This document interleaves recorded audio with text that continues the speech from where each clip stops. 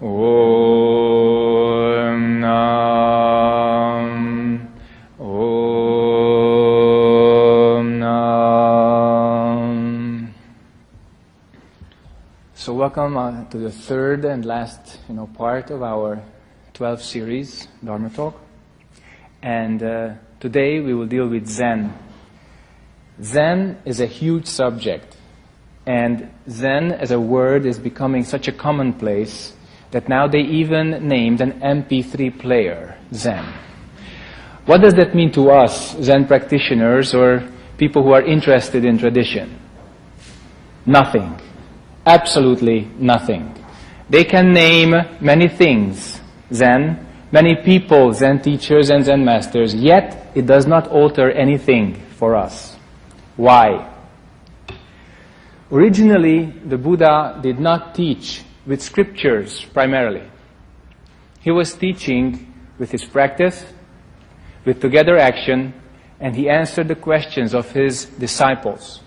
That's why in the sutras, if you read them, you see that the first line always says, "Thus I have heard." And then, as the sutras continue, you will see that the Buddha talks to his disciples, Subhuti, or Shariputra, or Agivesana. There's always somebody who asks a question and then the Buddha answers. We have considered many of his teachings in the previous 8 chapters, and now we get down to what we call Zen Buddhism. How can we date the start of Zen? In fact, people say that Zen started even before the Buddha's time. The Buddha often refers to Buddhas before him, like Dipankara Buddha, Kashyapa Buddha, etc. How many Buddhas were there before him in the past is also none of our concern. What is really important that in his lifetime, he displayed the teaching beyond words and speech 3 times.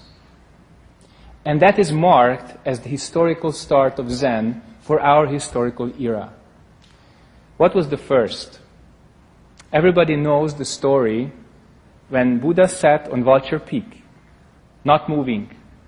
1,200 people were waiting for the Dharma talk to begin, and yet the Buddha did not speak and did not move. After quite some time of waiting, the Buddha held up a flower. Nobody understood what that meant. Only Mahakashyapa smiled. And this big smile meant that he understood. So then the Buddha spoke. I'm in possession of the most precious teaching, formless form, nameless name, which I transmit now to Mahakashyapa. Thus Mahakashyapa became the first patriarch. What was transmitted?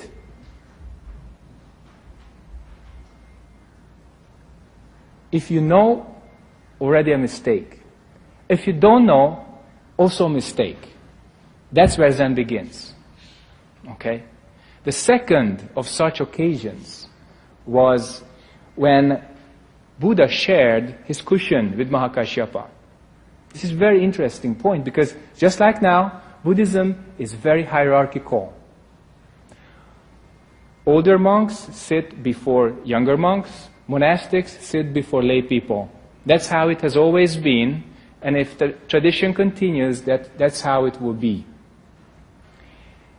One day, the Buddha was on his seat, again before some teaching occasion. Mahakashyapa was a little late. He was a young monk, although his body age was more advanced. And then, as he came in, he was expected to sit down at the back of the rows, as a young monk should. But he did not. He goes straight up to the Buddha, and people sense that there's something extraordinary. How come that this young monk can come forward, and yet he does not sit down anywhere? And the Buddha just moves a little bit, and then offers a seat right next to him. This was unprecedented. What does that really mean? That means that our Buddha nature is equal. Our potential to attain enlightenment is equal. If we practice hard, we can attain the same as the Buddha did. No difference whatsoever. Okay? This is a very, very important point. And then, the third occasion was after the Buddha's passing. His triple coffin was prepared, but Mahakashyapa was again in the countryside teaching, so he could not attend the better part of the funeral. So, 3 days passed, and then Mahakashyapa arrives. He walks around the coffin 3 times, bows to it 3 times, and then hits with his stick 3 times. 1, 2, 3. And as the third hit passed, the Buddha's bare feet, boom, they appear through the coffin's walls. Everybody was shocked, surprised. Okay? What does that really mean? This was not some miracle, okay? Although people can talk about it as miraculous. What this really means is that the body dies, but your mind never dies, okay? What's really important is to perceive what is permanent and thereby attaining something which is beyond permanence or impermanence, okay? So historically, the Buddha taught many scriptures. We say 84,000 scriptures to fix 84,000 kinds of thinking, to bring them to the middle way and to bring them to extinction. And a typical Zen question is, if you do not have the 84,000 kinds of mind, what use is there for the 84,000 dharmas?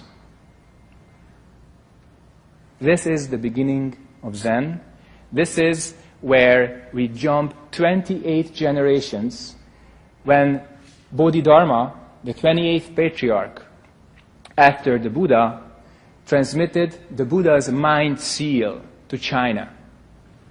This was a very important event. When Bodhidharma arrived, then they said in China, so far we've had only the baggage, now we have the owner.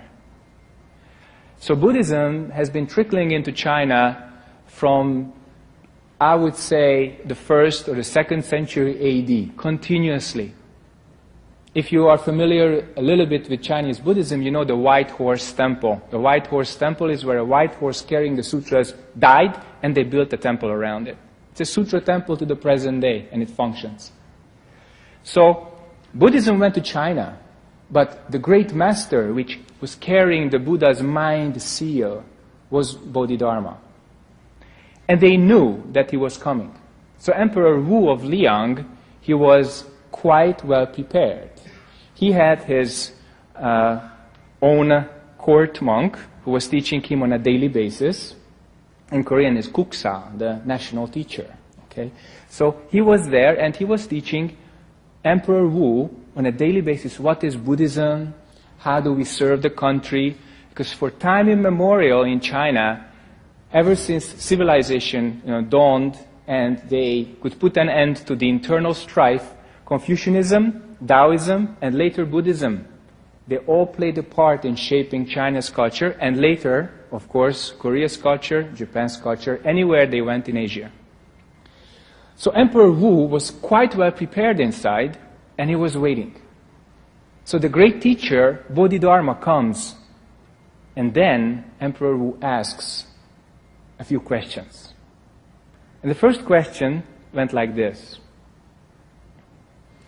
In my life, I have built many temples, fed countless of monks and nuns, gave innumerable donations. How much merit did I gain? Then, as many of you know, Bodhidharma says, no merit.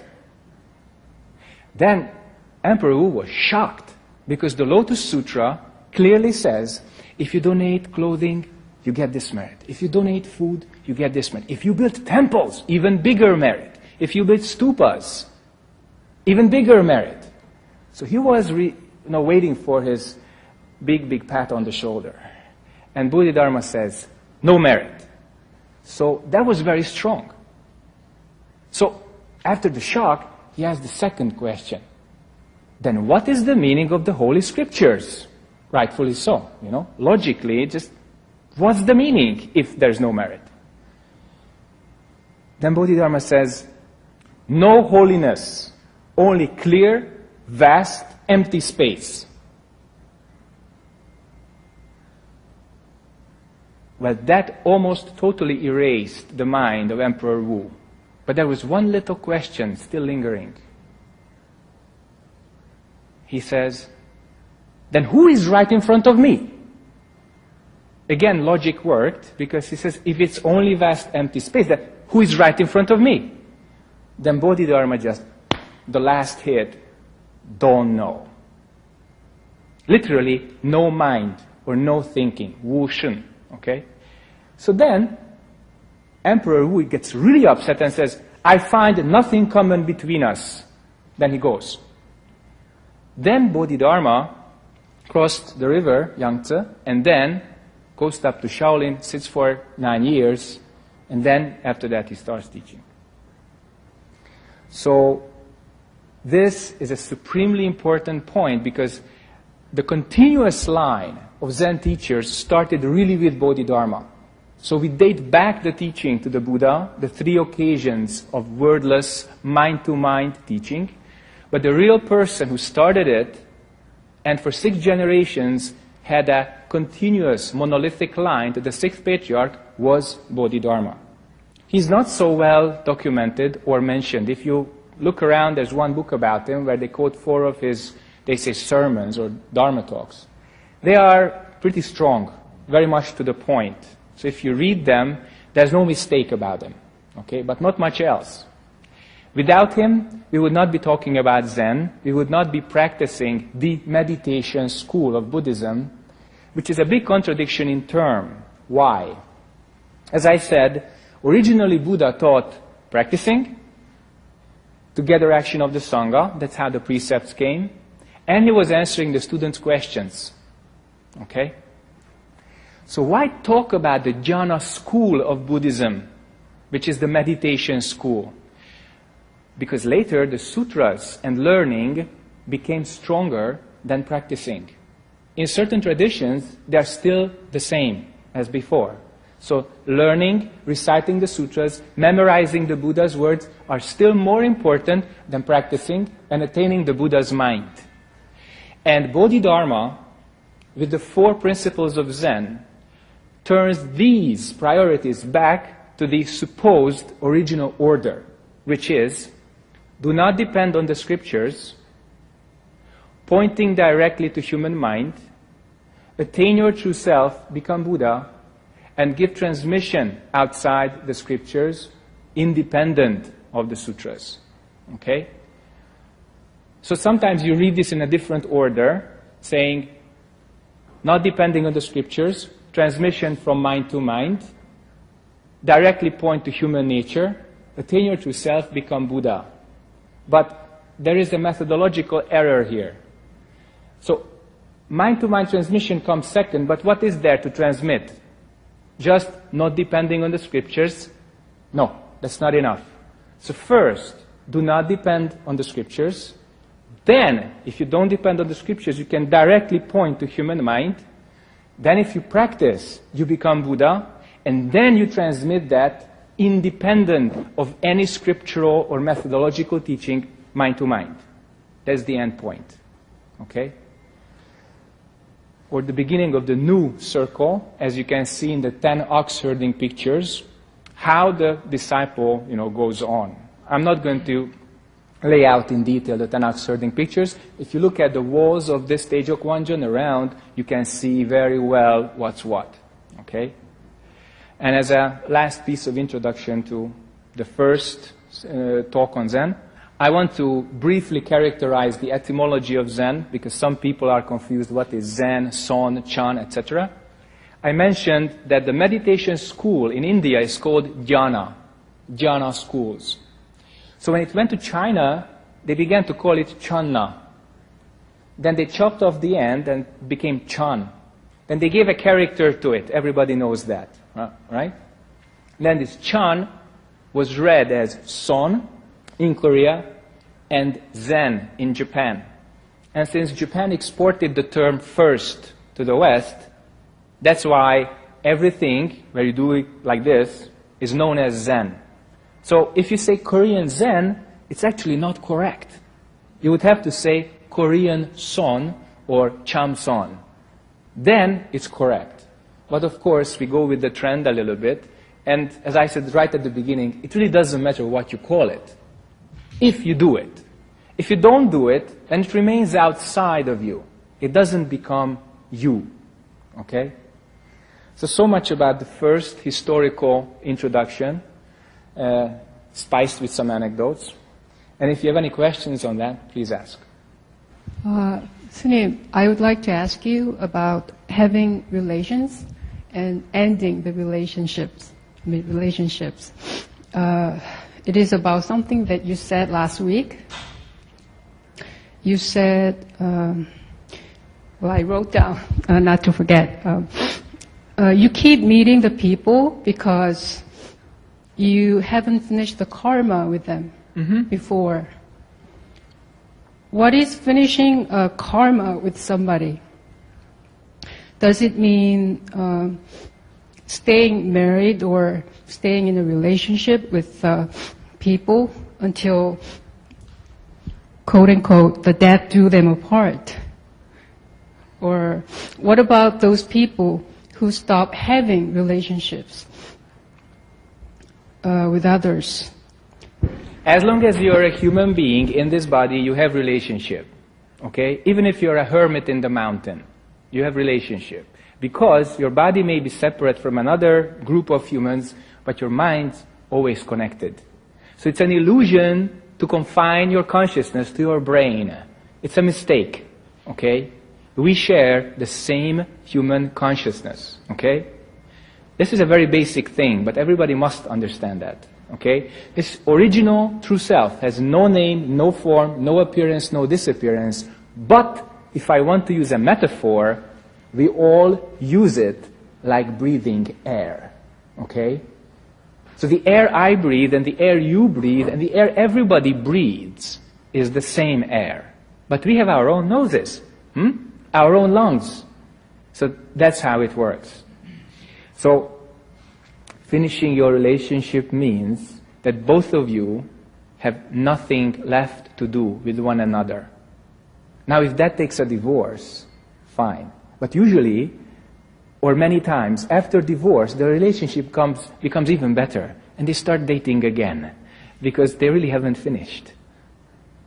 Okay? It's not just in movies, it's in everyday life too.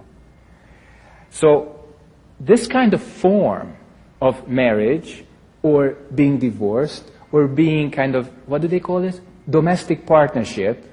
These forms do not matter. The connection or the relationship of bodies, speech energies, and minds, that's what matters. Okay? When the forces that are relating the two individuals or more to each other completely stop, then the relationship also stops. If not, you keep meeting. Maybe not the same person, but a person with analog karma. Similar karma. Because you haven't finished. Okay? So, we used to joke around, in monastic circles. If you have the same vibes, you get the same guys. So, it's like a nursery rhyme, but it has some truth in it. If you have a certain mindset, you attract certain people who have the opposite mindset, because opposites attract each other. Not just in physics, in human relationship also. So if you have opposites mind, you will always find somebody who hits that, because they have just the diametric opposite, And if you look at it this way, then you have to practice a mind which is beyond opposites to finish all kinds of opposite relationship. Okay? Now the question might arise, what happens if you finish all opposites relationship? Then comes bodhisattva relationship. Unconditional, okay? Not expecting really anything. And then you are joining one another to help this world. So the energy of the two or more individuals is not just for themselves. It's opening up to help this world. That's what we call bodhisattva relationship. I have seen Buddhist marriages being transformed into bodhisattva relationship. They had their kids, they had their jobs, they had their own personal karma with each other, but it was totally refined by the clarity and compassion of their practicing into helping other people. Okay? So don't ask me how to end a relationship. As long as you're human, it never ends. But what's really important is how to improve the quality of the relationship. That's by practicing. If you practice a mind which is no attachment, no wanting, no holding, no checking, okay? Then all these, we say, defilements or bad karma is removed. And then your mind is very clear, spontaneous, flexible, open, compassionate, has some wisdom, has some energy. So this is a quality to achieve. Now, if your relationship is so bad that it almost kills you, then you should thank that person for it, because it's a very strong teaching. Either you are strong enough to take it or not. If you're strong enough to take it, you work with it and see what is there to reconcile. Why do I get such a strong teaching from somebody? Okay? If you're not strong enough, leave. Because if you break, that's no use. Or if you die, this body dies, also no use. Okay? So only by practicing and transcending opposites, that's the way to refine any relationship, not just relationships, your life situation, also your life function. Okay? Another joke which we used to share, with our practicing folks. From this planet, there's really nowhere to go. Okay? Why? We have a job here. We wanted to be born here. So that's why we are here. Otherwise, we would not be here. So find your real job. Find your real relationship. And without seeing our true situation on this planet, we cannot do that. What prevents us from seeing our true situation? All kinds of beliefs, ideas, and escape tactics. Okay? So don't try to escape. Don't delude yourself. Do not presuppose any identity. Get straight to the point. What's my situation? What's my desired function? And then the relationship also becomes very clear. Okay? Very good. Thank you for your wonderful question. This is the end of our first session on Zen.